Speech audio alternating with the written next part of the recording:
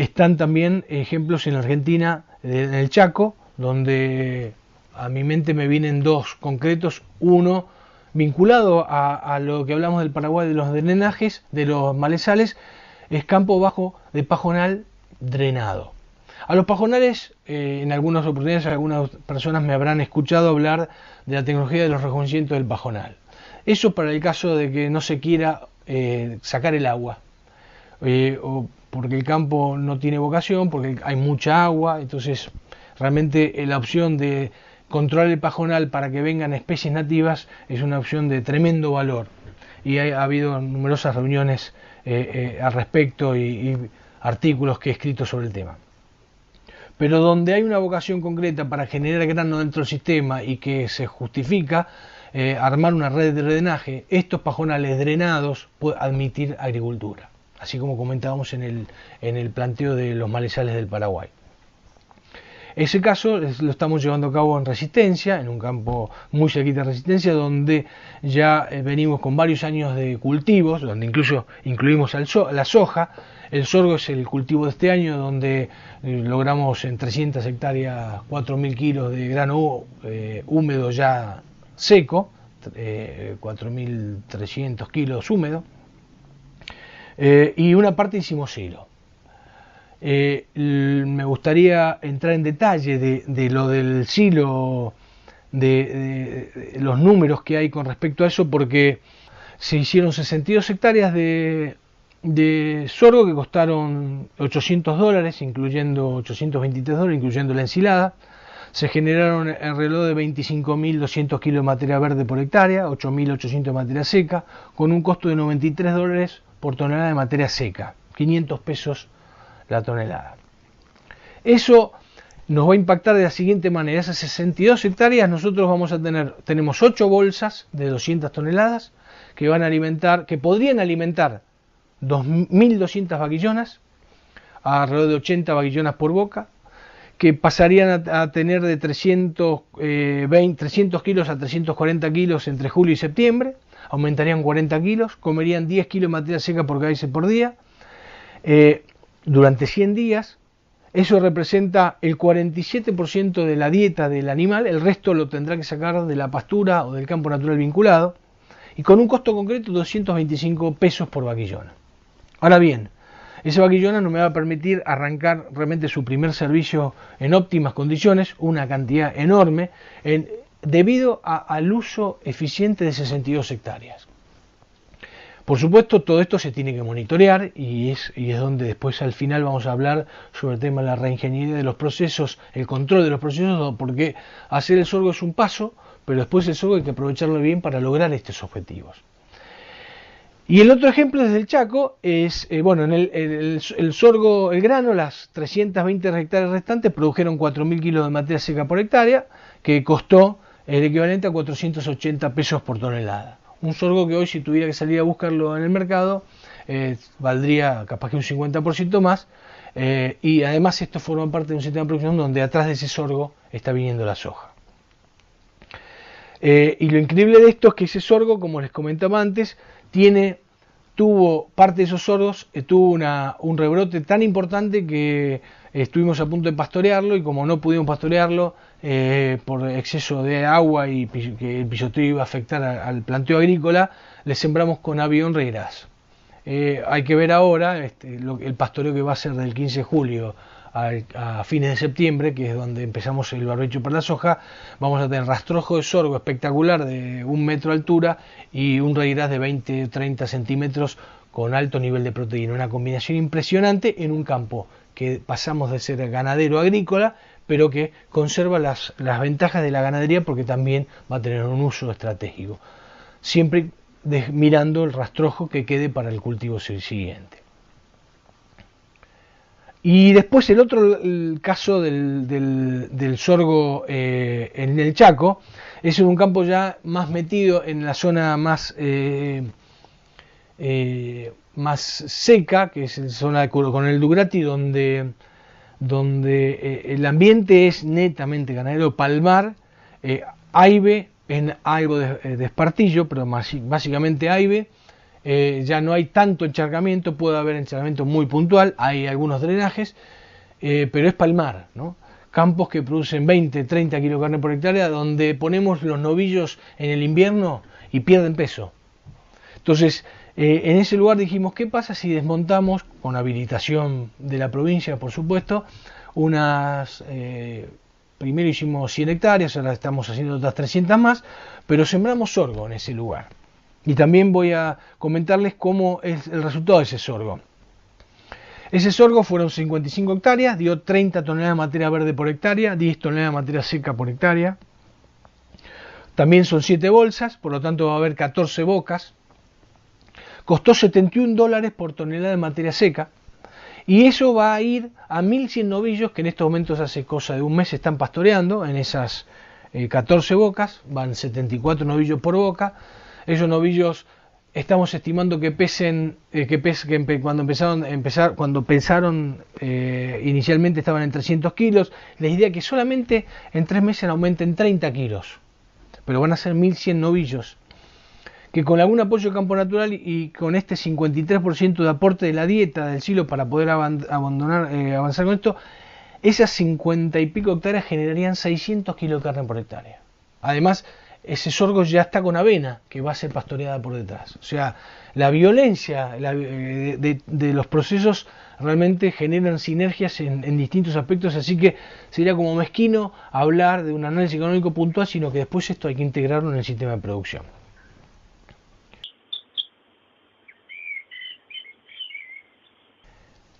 Después tenemos los espartillos, que es, diría yo, uno de los grandes desafíos, porque entre Chaco y Santa Fe y algo de Santiago del Estero y algo de Córdoba hay más de 6 millones de hectáreas. En esos lugares, por supuesto, no sé si las 6 millones de hectáreas, pero hay muchos lugares donde con drenaje los espartillos los podemos convertir en niveles de productividad muy superiores a los actuales. En todos los casos, ustedes van a ver con las filmaciones y las fotos la situación previa y la posterior. Realmente es donde más, en unos lugares de donde más, tanto como los malezales, donde más entusiasmo le pongo desde el punto de vista profesional, porque el cambio paradigmático es terrible, ¿no? Pensar que una espartilla se puede convertir en un sorgo, en girasol, en merilotus y después en gramarrodes, y bueno, todo ese sistema de producción produce 7, 8 veces más. Y ni hablar el valor del campo. Como contracara de esto, decir, bueno, los conservacionistas que dicen, y el espartillo es una especie nativa, sí, es nativa, pero con el manejo de los últimos 100 años en Argentina, donde lo único que se hace es una vez por año, o como mínimo cada 2 años quemarlo, es el monocultivo de espartillo, donde la única especie que hay es espartillo prácticamente. Entonces, eso de campo natural, a mi juicio, gran parte de los espartillos del norte del país, seguramente esto es polémico, pero yo quisiera discutirlo no en un foro de internet ni en un congreso. Quiero ir al campo y mostrar en el campo productores que manejan hace muchos años espartillos con quemas sistemáticas, por más que la manejan bien y produzcan 40 kilos de carne por hectárea. Quisiera ver ahí qué nivel de biodiversidad hay en ese planteo. Y quisiera ver que me calculen las emisiones de gas. Entonces, contra eso, por supuesto, vamos a poner maquinaria para mover la tierra, maquinaria para pulverizar, agroquímicos, semillas exógenas, pero el beneficio tremendo a una zona tremendamente empobrecida, donde da pena ver muchos puestos, donde cómo vive la gente, donde da pena ver las infraestructuras, cuando empezamos a aplicar tecnología, el cambio social es tremendo. Entonces, el impacto no es solamente impacto tecnológico, sino a mi criterio, todo esto genera un impacto tremendo desde el punto de vista del humano. Y bueno, en eso pongo énfasis. Por lo tanto, no solo cuánto producían antes, es la pregunta que hay que hacerse, y cuánto produzco ahora, y cuánto valen los campos, sino cuál es la calidad humana que hay y el valor humano que hay atrás de estas propuestas tecnológicas. Donde, por supuesto, no solamente es el sorgo, pero el sorgo es uno de los motores para hacer posible esta situación.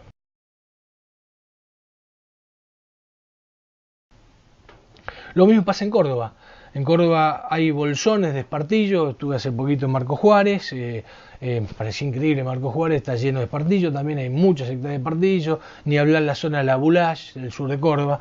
Y ahí es donde también hemos trabajado sembrando girasoles. En espartillos sembrando sorgos. Girasoles que han dado 1900 kilos.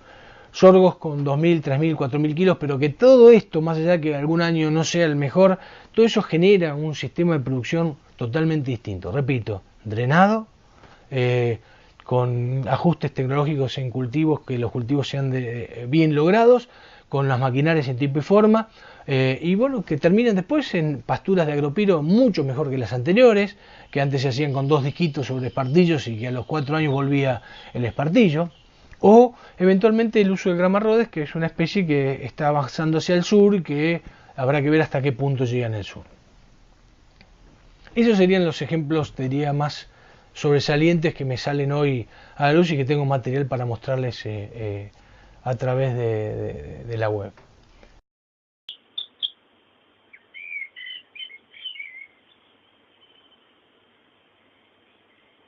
Ejemplos hay un montón, ¿no? Que me vienen a la cabeza, son básicamente como 7, así rápidamente para usar distintas regiones. Y empezando por el norte, te diría que tengo 3 en Paraguay muy bien definidos. Uno de ellos es todo lo que está al norte del Corrientes, y por eso lo digo, porque perfectamente se podría dar para Corrientes en un alto porcentaje de la superficie de Corrientes. De hecho también lo estamos haciendo en Corrientes, pero donde más lo hemos desarrollado desde hace muchos años es en el sur de Paraguay, en la zona de Misiones, donde las lomas arenosas y pobres, porque tienen muy poca materia orgánica y muy poco fósforo, que están con palmar y tienen escoba blanca, tacuruces. Nosotros la estamos convirtiendo en realmente campos que eran de cría en campos de invernada. De invernada porque primero se arma una rotación donde el sorgo forma parte sustancial y genera grano y silo para el sistema de aprovechamiento, tanto como autoconsumo como el feedlot después. Y después integrándose con el verdeo realmente genera un lugar que deja de estar destinado para la vaca y sí para la recría y para la invernada. En esos casos el sorgo, como es cabecera de rotación, se tiene que hacer en convencional, lamentablemente, porque no hay otra opción ante semejante desbarajuste de suelos, de desparejos y tacuruces. Realmente hay que mover la tierra. Pero después se inicia un proceso de siembra directa, y lo notable, tanto en este caso como en los otros 2 que voy a comentar, es que cuando vos entablás una rotación agrícola de varios años, 3, 4, 5 años, donde le empezás a meter fósforo en serio, y armás rotación de cultivos, controlando malezas, siendo eficiente en la implantación de cada uno de esos cultivos, cuando terminás ese ciclo y decidís ir a pastura, las pasturas que estamos poniendo no son las clásicas de los campos pobres, braquiarias, humidícola o braquiaria brisanta tradicional. Estamos poniendo Mombasa, Tanzania, las braquiarias nuevas, Toledo, Saraes, Piatá, y su nivel de productividad es 5 veces más que ni hablar, 10 veces más que el campo natural, pero 5 veces más que las clásicas pasturas que se implantaban antes, que es el segundo caso. El primero hablamos sobre campo natural, el segundo es sobre campo que ya estaba con una pastura degradadísima de braquiaria humidícola que producía 80 kilos de carne por hectárea, una cosa así, 60, 80, y que empezamos con verdeos de invierno. Cuando empezamos con verdeos de invierno, ahí sí en directa, después del invierno empezamos a hacer sorgo, forrajeros, graníferos, varios años hasta que vimos que está totalmente limpio la pastura, de rastros de la pastura vieja, y nutrimos el suelo con fósforo suficientemente. Estamos hablando de ponerle el equivalente acá a 80, 100 kilos de diamónico durante 5 años.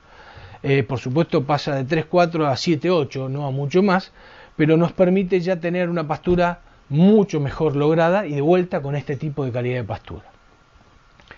Y lo más increíble, digamos, ese salto era bastante previsible dentro de nuestras visiones, ¿no? De lo que creíamos que a futuro era una realidad hoy. Donde esa visualización era más difícil de ver es en los clásicos malezales tanto de Paraguay como de Corrientes, de vuelta, ¿no? Malezales profundos o intermedios donde la productividad es de 20, 30 kilos de carne por hectárea, donde es intransitable, donde la ganadería es de una cría de 60% de preñez y 50% de estete. Nosotros ahí estamos convirtiéndolo mediante el drenajes, por supuesto, y mediante trabajo convencional el primer año, regrases para después ser convertidos en sorgo. Todo eso, hay material fílmico y fotográfico que puede avalar esto que estamos hablando y que nos permite realmente generar una revolución. A mi criterio es una revolución.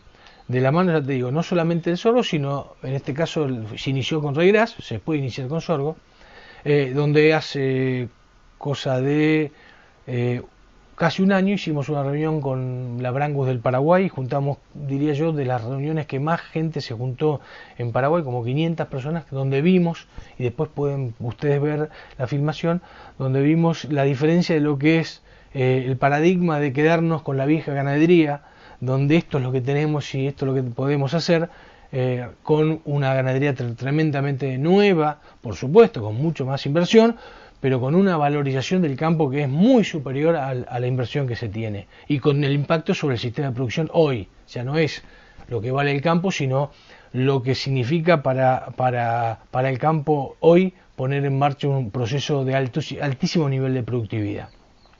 Y todos esos casos pueden terminar en pasturas de alta producción. En el caso del malezal, de pronto, por más que sea drenado, la especie es la setaria, que es una pastura de alta calidad para un ambiente donde hay encharcamiento, porque obviamente el agua no se puede sacar, ni es conveniente sacarla totalmente.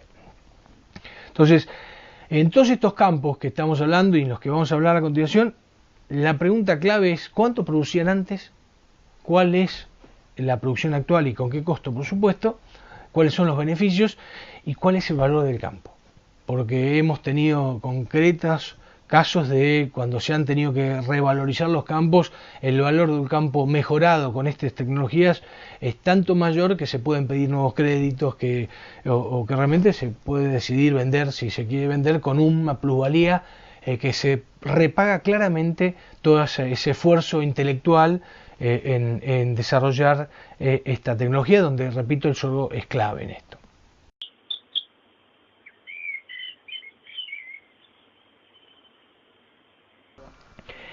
Desde hace muchos años, ¿no? Casi que cuando me comienzo a mi desarrollo profesional me encuentro con que mi lugar de donde más cómodo me sentía era en los campos netamente ganaderos, ¿no?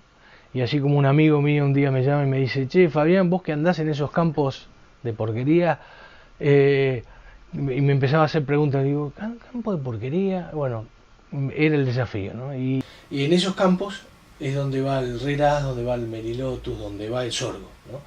Y por eso te digo, yo tengo recuerdos desde el 99 ya hacíamos reuniones en la Cuenca del Salado, o en Paraguay, o en Formosa, donde difundía la posibilidad de hacer el sorgo dentro de la rotación agrícola. Así que formaba y forma parte, por supuesto, de una visión personal del negocio ganadero, ¿no? Creo que la ganadería tiene que hacer está haciéndolo, pero creo que se necesita una reingeniería profunda en todo lo que hace a aumentar la oferta forrajera en los distintos ambientes, no agrícolas, en hacer más uso eficiente del pasto y en interaccionar con la agricultura. Y ahí es donde entra el sorgo. Esa interacción con la agricultura, con las grandes ventajas que tiene el sorgo, y todo esto en un proceso realmente donde se tiene que reinventar o hacer una reingeniería de los procesos, ¿no? Estudiar a fondo cada cosa para que las cosas se hagan bien, o mejor dicho, mejor de lo que se viene haciendo, Y ahí es donde, por ejemplo, entra el concepto del ritmo agrícola, ¿no? Cuando vos empezás a dejar de ser un campo ganadero para empezar a sembrar cultivos, en este caso sorgo, te empezás a tener que ocupar de otras cosas que hasta ahora no te ocupabas, ¿no? El sorgo se siembra en determinada fecha, con determinadas condiciones, y eso, ese ritmo agrícola es lo que se tiene que contagiar el ganadero en todos sus procesos de cambio, ¿no? ¿Y para qué todo esto? Donde el sorgo forma parte de todo un paquete de sistema de producción para aumentar la producción. La clave acá en el negocio ganadero, no en la ganadería como actividad sin, digamos, que me gusta, sino como un negocio, tenemos que poner foco al factor que más podemos manejar, que es la producción, donde está la brecha más grande entre lo que hay y lo que podría haber. Eh, Porque todavía te encontrás con muchos lugares donde un altísimo porcentaje, si no el 100%, es campo natural, que sabemos que cuando le empezás a meter pasturas ya elevás el nivel de producción 3 4 y 5 veces más. Y si a su vez, además de pastura, le metes cultivos agrícolas, donde el sorgo es uno de los más importantes, ya el nivel de producción se eleva tremendamente por su potencialidad sobre las distintas actividades. Eh, por eso la pregunta es, ¿por qué la agricultura? ¿No? Y la agricultura la entiendo porque genera un aumento de producción, como te decía recién, cubre baches alimenticios que el pasto no lo puede cubrir, y cuando hay desfasajes climáticos, pero cuando el desfasaje climático es muy importante, como ha ocurrido, tanto grandes sequías como inundaciones, realmente el sorgo y la agricultura en sí, a través del silo del grano, es un mecanismo de defensa que hace una especie de como seguro alimentario. En la agricultura vos tenés seguro contra piedra o seguros multifunciones, ante diversos avatares climáticos. En la ganadería no hay. Entonces la manera de tener un seguro es tener un alimento estoqueado en determinado lugar del campo que te permita superar eso y no tener que desmantelar el sistema de producción.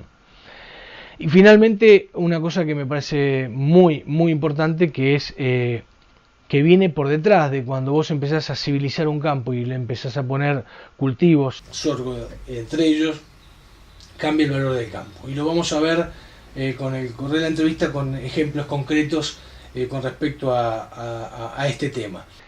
Y finalmente todo esto termina en que el sorgo y la agricultura forman parte, a mi juicio, de la sustentabilidad de muchas, no digo todas, pero de muchas empresas ganaderas que quieren realmente hacer la ganadería como un negocio. El lugar del sorgo es, primero, uno de ellos, no sé si el primero, es el costo, ¿no? Comparado con el maíz, tiene un costo inferior. Sobre todo el aspecto más importante es que se adapta a una diversidad de ambientes y de situaciones donde de pronto tal vez no hay tanto ajuste tecnológico por parte del campo, y el sorgo admite más errores, pero admite estar en suelos como las espartillas, que después voy a comentar, donde el maíz hoy por hoy no tendría cabida, en lugares donde hay más riesgo de encharcamiento. O sea, en distintos ambientes donde el riesgo por ambiente o por costos, exceso de costos, hace que el maíz salga de circulación.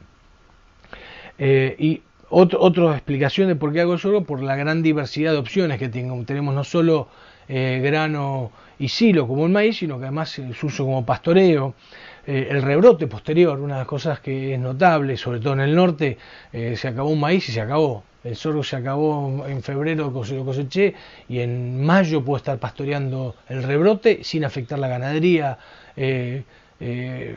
volviendo a dejar rastrojo después. Realmente es un cultivo muy noble a la hora incluso de valorar el rastrojo por las bondades que tiene de devolución de los nutrientes. Está totalmente confirmado que la soja tiene mejores rindes atrás de un sorgo por las bondades que tiene el rastrojo de sorgo. Así que realmente tiene muchas bondades el sorgo que son únicas, ¿no es cierto?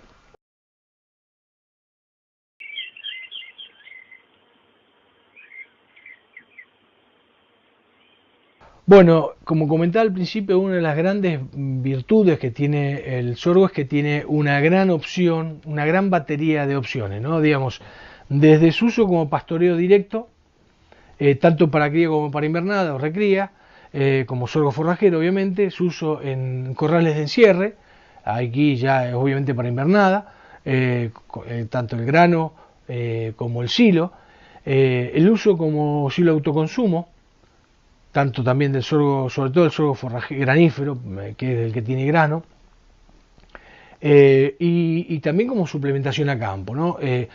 Tanto para actividades de cría como para actividades de invernada. Entonces, nos permite una gran plasticidad a relativamente bajo costo, generar un alimento de alto valor en distintas etapas del sector ganadero, de cría, recría e invernada. Invernada a campo, como suplementación a campo, o invernada a corral como formando parte importante de la dieta. Y hablando justamente de parte importante de la dieta, hay un trabajo muy interesante que hicieron el doctor Elizael con Rifel, García Arena y Santini hace un par de años, en el 2009, lo presentaron en el Congreso de APA, donde mostraban que tenía tantas ventajas usar en los corrales sorgo, combinado de alto tanino húmedo, combinado con maíz, que maíz solo. Lo que permitía un montón de, primero, abaratar la dieta, ni hablar, y segundo, si de pronto uno tiene excedente de grano para vender, usar el sorgo como alimento para el ganado y reemplazar ese maíz que se le daba de la hacienda para ser vendido como ingreso genuino, ¿no? Así que realmente tiene un montón de ventajas. Yo no voy a detener en el tema, pero el concepto más importante que se rescata es que ¿por qué la combinación es tan bueno como el maíz puro? Es porque se genera una sinergia entre el sorgo y el maíz a nivel metabolismo, que genera una sinergia positiva que genera esos beneficios a nivel de comportamiento animal. Y bueno, y eso realmente es un paso adelante para el sorgo, de acercarse al maíz como una opción en la dieta.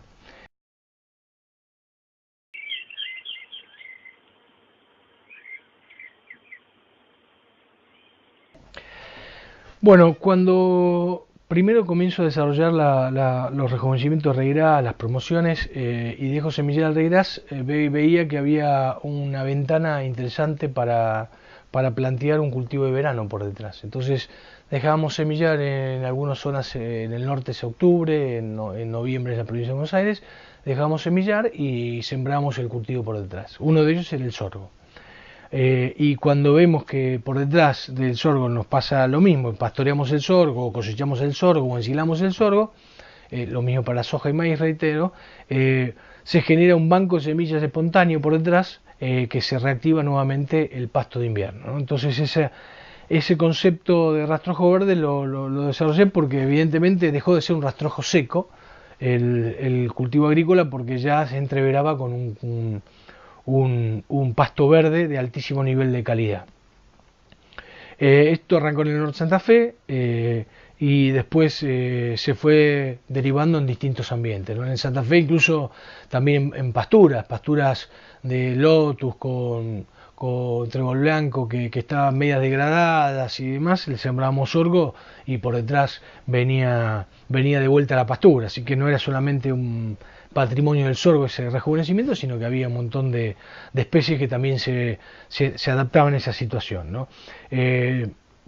También tampoco era solamente solamente con el Regrassi en provincia de Santa Fe, sino que también lo podemos ver en ejemplos del Chaco, combinando Melilotus con sorgo, donde ahí, diría yo, el embajador de esta tecnología es el señor Jorge Bullón, que hace muchos años viene haciendo esa combinación de Melilotus sorgo.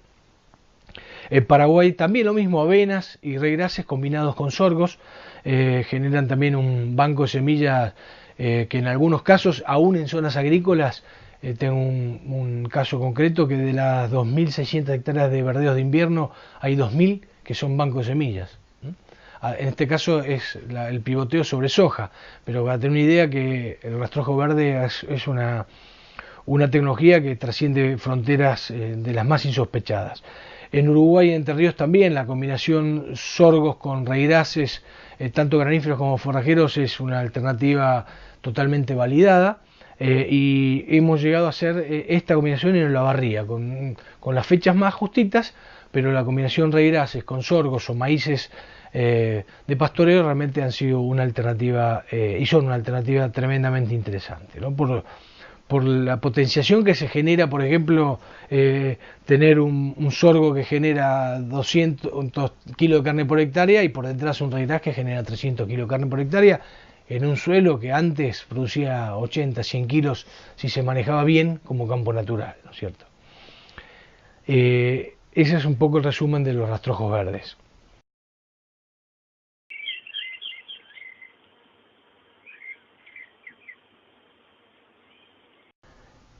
Y finalmente yo me quería referir a un tema que los engloba a todos los anteriores, ¿no? Y que es el que estoy casi abocado en un alto porcentaje en mi cotidianeidad profesional, que es la reingeniería de los procesos ganaderos. Tratar de hacer que las cosas se hagan bien, en tiempo y forma, con la logística adecuada, con la operatoria adecuada, y todo eso que suena de alguna manera lógico y que nadie creo va a estar en desacuerdo con esto, cuando empezamos a revisar los procesos en los campos, ya no en los congresos, ya no en la tribuna de los remates feria, sino ya directamente en el campo, y no en el escritorio del campo, sino en el campo mismo, como empezamos a ver que, por ejemplo, el sorgo, en lugar de pastorearlo con 60 centímetros, se lo pastorea florecido, con 1 metro, en lugar de, y eso genera una baja de producción notable, no solo en el aumento de peso individual, sino en la producción global del campo. Es realmente notable cómo con los procesos empezamos a ver realmente, cuando entramos en detalle, lo que nos falta. Cuando hablamos del sorgo, por ejemplo, cuando uno dice, y bueno, ¿cómo sembramos el sorgo? Y la primera pregunta que surge, la respuesta es 8 kilos. No, ¿cuántas plantas van por hectárea queremos lograr? ¿Cuál es el coeficiente de pérdida que estamos esperando en esta situación? Y para eso hay que saber cuál es el peso de las 1000 semillas. ¿Cuántas empresas tienen el dato al toque para saber, cuando yo estoy calculando, mi presupuestando un mes antes de sembrar, la semilla que quiero sembrar, cuántas kilos voy a necesitar por hectárea? Porque si un sorgo perfectamente puede pesar 25 o 35 gramos. Si nosotros ponemos 8 kilos de cualquiera de los dos, en alguno de los dos nos equivocamos. Entonces, esos detalles que sí se toman en cuenta en el soja, en girasol y en maíz, se tienen que tomar en cuenta en el sorgo también. Y así un montón de cosas. El silo de autoconsumo, otro ejemplo claro de la ventana y la brecha que hay entre lo que se debería hacer y lo que se hace en muchos lugares. Estamos buscando la mejor jaula, a veces la mejor manera es con un alambre eléctrico. Y la clave no está en el alambre eléctrico, sino en la persona, en la capacitación de la persona para que haga las cosas bien y que haya un mejor aprovechamiento. Porque de nada sirve nosotros tener 30.000 kilos de materia verde y después desaprovechar 3.000. Entonces, ¿por qué? Porque ha pasado en muchos casos, y va a haber fotos, como realmente hay un desmanejo en el uso de los recursos.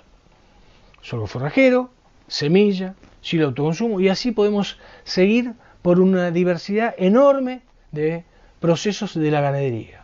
Por eso revisemos los protocolos, que en la mayoría de los casos no está escrito, que sería bueno muchas veces escribirlo, pero revisemos realmente los protocolos no escritos, realmente si los estamos haciendo bien, de lo que creemos y lo que debe hacerse, ¿no? Por eso para mí este es un aspecto fundamental si queremos pasar realmente a que el sorgo realmente sea un cultivo que nos permita formar parte de las tecnologías claves que nos permitan transformar el negocio ganadero.